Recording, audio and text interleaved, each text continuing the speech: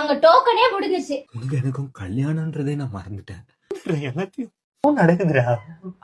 அது என்ன வேணா இருக்கட்டும்டா, உன்னை விட்டு என்னால போக முடியாது. அது எப்படி போக முடியும்? புரிஞ்சுக்கோமா, சின்ன குழந்தை மாதிரி அடம் பிடிக்காதம்மா. உன்னெல்லாம் விட்டு என்னால எங்கேயும் போக முடியாது. போ சொல்லி இருக்கல.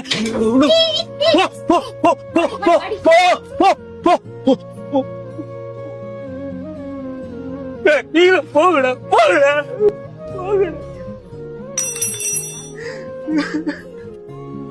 விடு, அவன் பைத்திய மாதிரி பண்றான், பாத்துக்கலாம். ஓ, டிஸார்டரா இருந்தாலும் ஒரு பொண்ணு கொலை பண்ற அளவுக்கு போவாங்க. விடுற, இவன் இல்ல வா.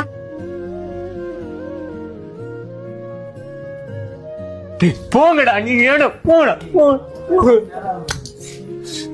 போங்கடா.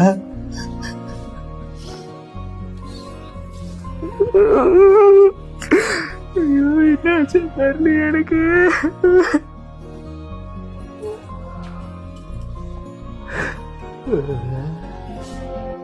விட்டானுங்களா? இல்லாமா நடிக்க வேண்டியதாகுது. விட்டானுங்க எல்லாரும்.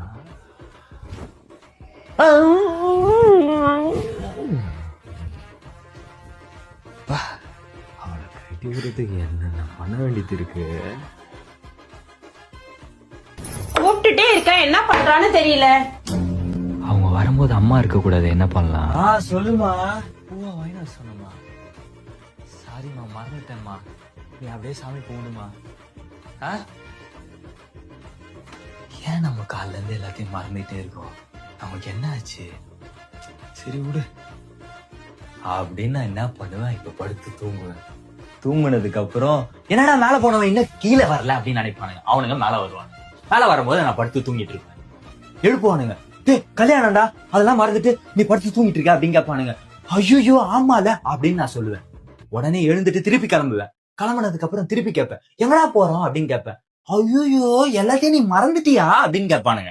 ஆமாடா, எனக்கு எல்லாமே மறந்து போகுதுடா அப்படின்னு ஒரு நடிப்பு.